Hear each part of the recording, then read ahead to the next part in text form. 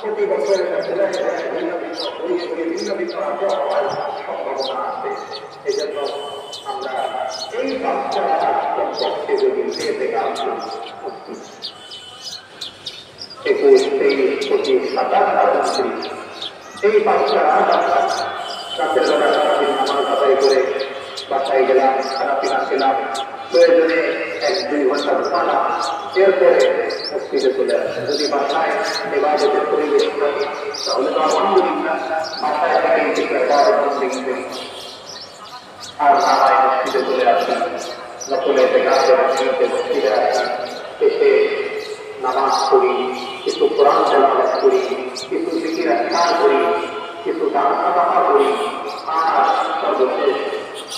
নিজের সমস্ত জীবনের সমস্ত গুনাহের জন্য